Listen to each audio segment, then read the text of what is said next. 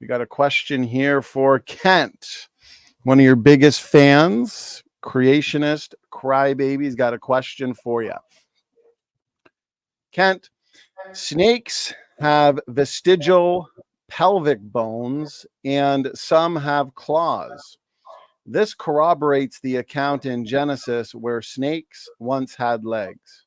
Why don't whale pelvic bones follow this same pattern? Go ahead.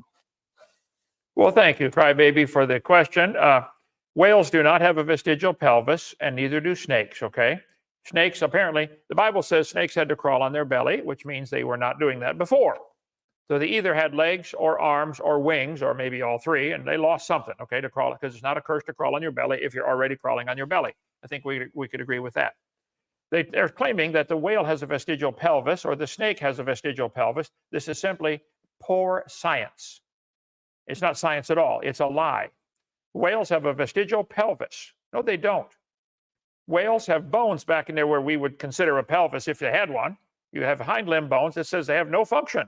This textbook says, Holt Biology. Well, this author ought to be fired, okay? They have no function.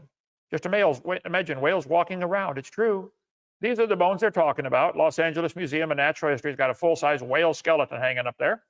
And those are the bones. I got one in our museum here, the bones, okay? Those bones have nothing to do with walking on land. They're part of the whale's reproductive system. They're necessary for the male whale to make his pelvic thrust to produce a baby whale. The muscles attached there. It's got nothing whatsoever to do with walking on land. They should not call that a vestigial pelvis. This one says millions of years ago, snakes had legs. Here's the bone right here from our museum. It has a blood supply, a nerve supply. The male whale's penis is 15 feet long in some species. You have to have special muscles to control that thing. You got to mate underwater in the dark, and you can't talk and say, "Scoot over, honey." It's got nothing to do with walking on land.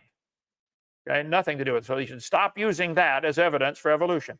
As far as the snake having claws, I've got a picture here. I have it in the museum we had in Pensacola, a actual snake skin with the claws on it. Let's see, snake, there we go. There's one of the claws. Vestigial structures. That's an African python. Short claw is a vestigial leg, this textbook says. You tell them, Kent Hovind said they're lying or they're stupid. That's the only two choices. They're lying or they're stupid, okay? Those are not vestigial claws. They're not a hind leg on a let me get my picture here. I got so many slides. Okay, we have one of the skins. There it is right there. Albino python, 15.5 foot long. You look back at the tail, and it's got these little claws and bones going up inside. I agree. Again, had nothing to do with walking on land. That's how they can maneuver their partner around to make baby snakes.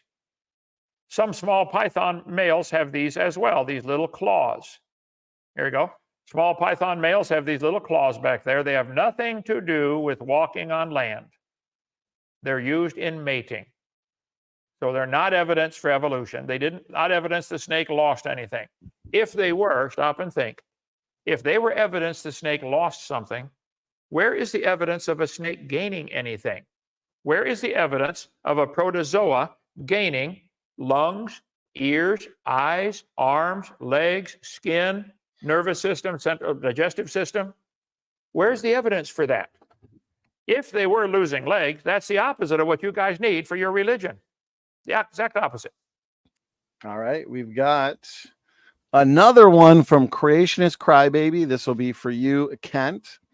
An atavism is the reappearance of a character present in a distant ancestor, but lost in an organism's immediate ancestors. Why do we see atavisms consistent with organisms' evolutionary history? Go ahead, Kent. Your whole statement is based on a presumption. You start off making a claim, which you haven't demonstrated. You don't know that they have a distant ancestor. You start off with a crazy claim and then now make another claim on top of that. Well, let me make one for you, Crybaby. If elephants could fly, we should not be under them when they're having to go potty. Okay? Elephants can't fly. The original statement is false. Your original statement is that you said atavism is the reappearance of a character present in distant ancestor. You don't know that. That's not science. Keep crying, though. Go ahead. Thank you, Kent. AJ, anything you'd like to add? Just what I've been arguing during this debate, which is that early embryos of various species display ancestral features like the tail on human embryos. Okay, thank you, AJ. Kent, any final words on that one? Well, the features they have, like the tail, is part of the backbone. It never is a tail. It's a part of the backbone. The tail bone is not vestigial, that's for sure. It's 9 muscles attached to it. It's got a nerve supply, blood supply, cartilage in between. It's very effective for posture, for mating, for all sorts of things. You need your tailbone. I've said hundreds of times, if anybody thinks the tailbone is vestigial and you don't need it, I will pay to have yours removed. I'll remove it myself. Come on over. I got my Swiss Army knife, just sharpened it yesterday. We'll take it right out. I know right where it's at. All right, thank you, Kent. Creationist Crybaby, appreciate the question. All right, so our first question is for Proverbs Guys Ministries, but either of you can answer this. It's, can you list the features in our solar system that formed as a result of the fountains of the deep? And Dr. Hovind, I'm going to guess that's directed to you. Yeah, he said that on the next comment, but yes. Okay, the Bible says the fountains of the deep broke open. I believe the earth was created with a layer of water under the crust of the earth. Scientists are now admitting there's probably 10 oceans worth of water in the crust of the earth still to this day. We know that there are hot thermal vents in the bottom of the ocean, like 10 million of them is the estimate. They go down in the submarines and they see hot water squirting up into the bottom of the ocean. Well, then where's it coming from? Lower than that.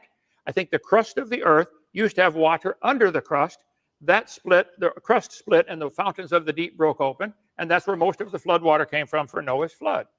So how does that, I don't think it affected the solar system much, unless the fountains of the deep were under such pressure from 10 miles of rock on top that it launched some of the rocks on the edge up into space, and they might have formed the craters on the moon. Moon got hit like a shotgun. That's just a theory. I wouldn't claim that I could prove that. But it's interesting, the craters on the near side of the moon are much bigger than the craters on the far side, indicating some of the stuff must have shot past and got pulled back in by moon's gravity, which is a lot weaker than ours, and made littler craters. So I believe it's a reasonable explanation that Noah's flood might have shot stuff up into space and caused some of the debris still floating around. And as we travel around the sun at 66,000 miles an hour, we smack into it like bugs on a windshield, and we're still getting hit all the time, probably from stuff that launched off the earth. Just a wild theory. Go ahead. Allow me to interrupt, Brother Stephen, for some context. First off, Dr. Hovind answered 2 questions. The other one was the fake profile of Claude, who was asking about the moon. And he was trying to say that it's a bad religion that Kent Hovind has because of this theory of the moon. And Kent Hovind just answered it, and he said, "That's just a theory. I don't have proof for it, but I'm just saying." So I think he got that answered also nailed. And just to point out to Kent Hovind that this Ajax person that asked that question that you just answered was your favorite creationist Crybaby. And he's hiding yet behind another profile, but creationist Crybaby is our favorite one. I mean, he's not hiding though, but he gets banned, is he? He's not really hiding. Well, if you can go to Ken Hovind's All right, gentlemen, we're going to move on to the next question.